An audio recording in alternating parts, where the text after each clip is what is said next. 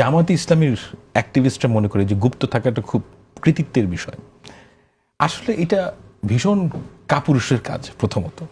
দ্বিতীয়ত হচ্ছে গিয়ে যে বাংলাদেশের রাজনীতিতে সবচেয়ে বড় মার্কার কি, সেই মার্কারটা হচ্ছে গিয়ে সমাজে যারা প্রতিষ্ঠিত মানুষ তারা তাদের নাম লেন্ড করবে কিনা, অর্থাৎ যারা অলরেডি প্রতিষ্ঠিত হয়ে আছেন তারা আপনার কজে সামনে আসবে কিনা।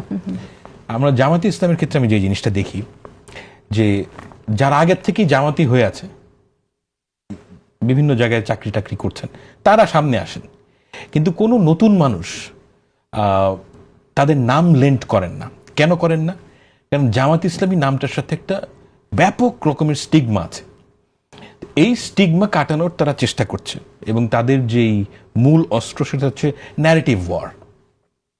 এবং ন্যারেটিভ ওয়ারে তারা দেখেন এটা একটা চলমান বিষয় এবং নির্বাচনের আগ পর্যন্ত বোঝা যাচ্ছে না, নির্বাচনের পরে আপনি বুঝতে পারবেন যে আসলেই ন্যারেটিভ ওয়ার কতটা কাজে দিয়েছে অথবা দেয় নাই।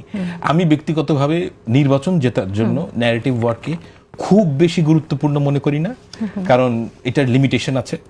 যে ডোর টু ডোর গিয়ে ভোটারকে ইন্টারঅ্যাক্ট করতে পারে, যারা লেগ ওয়ার্ক বেশি করবে তারাই নির্বাচন জিতবে বলে আমার ধারণা।